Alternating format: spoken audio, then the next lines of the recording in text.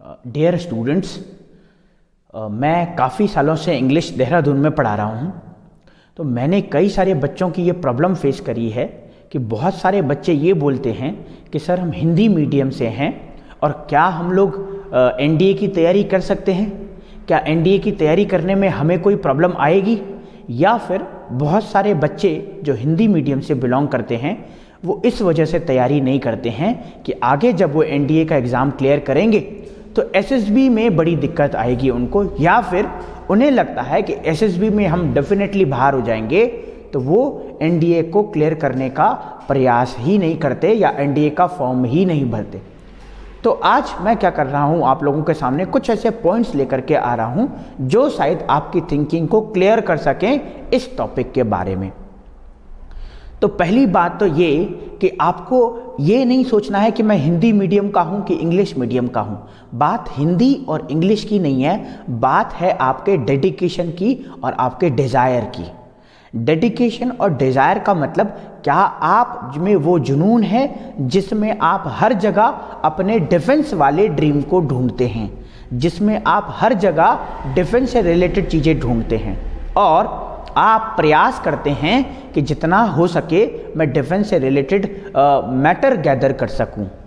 अगर ऐसा है तो मैं आपको एक चीज़ बताऊंगा कि जब कोई भी बच्चा हिंदी मीडियम से हो, इंग्लिश मीडियम से हो, जब भी वो एग्ज़ाम देने आता है या फिर जब भी वो प्रिपरेशन के लिए कहीं दूसरी जगह जाता है तो जिस माहौल में वो रहता है वहाँ पे most of the students you will find they belong to the Hindi medium background.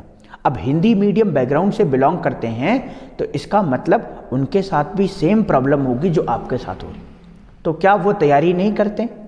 क्या वो आगे रिटर्न नहीं निकाल पाते हैं? क्या वो रिटर्न निकालने के बाद एसएसबी में रियली में बाहर हो जाते हैं जो आपको लगता है? नहीं, ऐसा बिल्कुल भी नहीं है।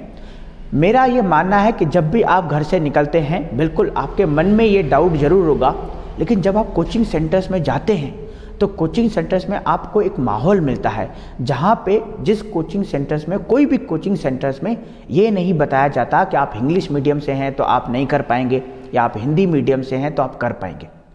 आपको सिर्फ डेडिकेशन और स्ट्रॉन्ग डिज़ायर होना चाहिए अपने ड्रीम के प्रति। दूसरा चीज़, जब आप रिटर्न क्लियर कर लेते हैं तो एसएसबी की जब बात आती है तो एसएसबी में कई बच्चे सोचते हैं कि हमें इंग्लिश ही बोलना ज़रूरी होता है, वहाँ पे इंग्लिश ही ज़रूरत है, लेकिन ऐसा नहीं है। एसएसबी में इंस्ट्रक्शन जो होते हैं वो ज़रूर इंग्लिश में होते हैं। दूसरी चीज़ बहुत बढ़िया, it is very good for the students if he is communicating in English. बहुत अच्छा है, आपको वो प्लस पॉइंट है। लेकिन ऐसा नहीं है कि अगर आप एसएसबी में हिंदी में बोलेंगे तो आप बाहर कर दिए जाएंगे, बिल्कुल भी ऐसा नहीं है। हाँ, ये चीज़ है कि वहाँ पे जब एसएसबी बोर्ड में आप जाएंगे तो वहाँ पे लिखा रहता है speak in a language in whichever way you are feeling comfortable. आपको देखना है कि आप जिस भाषा में कंफर्टेबल हों आपको उस भाषा में बोलना है। अच्छा, फिर हो सकता है कि कई बच्चे मलयालम बोलते हों, कई बच्चे तेलुगु बोलते हों, या कई बच्चे जो है गढ़वाल से गढ़वाली कुमाऊनी बोलते हों। नहीं, हम उस भाषा की बात नहीं कर रहे हैं, बात कर रहे हैं हिंदी और इंग्लिश की। हो सकता है आप इंग्लिश में अच्छे हैं तो आप इंग्लिश में बात करिए, हो सकता है आप हिंदी में अच्छे हैं तो आप हिंदी में बात करिए, लेकिन इन दो भाषाओं के अलावा आप अपने रीजनल लैंग्वेज की बात नहीं कर सकते। दो चीज़ें। तीसरा, एक और ऑप्शन हो सकता है बीच का ऑप्शन, जिसमें हम लोग कुछ बातें इंग्लिश में और कुछ हिंदी में बोल सकते हैं, तो ये ज़्यादा बेटर ऑप्शन है।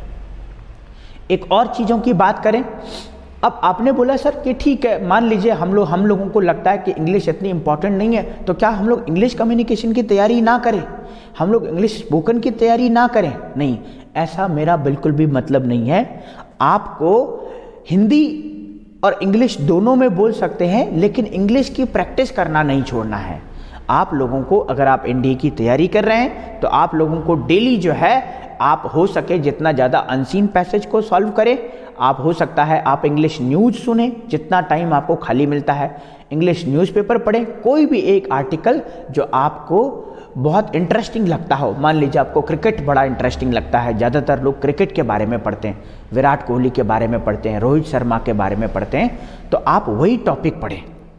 रोहित शर्मा के बारे में जो लिखा गया है आप उसी के बारे में पढ़ें, आप विराट कोहली के बारे में पढ़ें, या फिर आप किसी एक्टर के बारे में पढ़ें, लेकिन इंग्लिश में। अच्छा, फिर जो लोग पढ़ते हैं कि यार टाइम्स ऑफ इंडिया पढ़ें, द हिंदू पढ़ें, देखिए बेटा, वो जो न्यूज़ जो टाइम्स ऑफ इंडिया और हिंदू में आ रही हैं वो आपसे रिलेवेंट नहीं है। आप उनको करंट अफेयर्स के लिए लेकर के चल सकते हैं, लेकिन जब बात कम्युनिकेशन की आती है तो आप वो चीज़ पढ़ें जो आपसे रिलेटेड हो। बहुत बढ़िया, अगर आप इंग्लिश स्टोरीज़ पढ़ें, फेबल्स पढ़ें, छोटे बच्चों की कहानियों की स्टोरी पढ़ें, वहाँ पे जो है इंग्लिश में जो लिखी गई हो उस पर ध्यान दें। लेकिन हमारा जो मेन टॉपिक था कि क्या हिंदी मीडियम वाले बच्चे एनडीए के लिए जा सकते हैं? बिल्कुल जा सकते हैं। टैलेंट हिंदी और इंग्लिश से नहीं आंका जाता। इंग्लिश तो एक भाषा है जैसे हमारी हिंदी है। ऐसा नहीं है कि जो इंग्लिश में बोलेगा वो टैलेंट होगा, नहीं, ऐसा बिल्कुल भी नहीं है। ये सिर्फ और सिर्फ एक भाषा है। आपने देखा होगा, मैं एनडीटीवी का एग्जाम्पल आपके सामने देखना चाहता हूँ। एनडीटीवी के एक पत्रकार हैं रवीश चौधरी।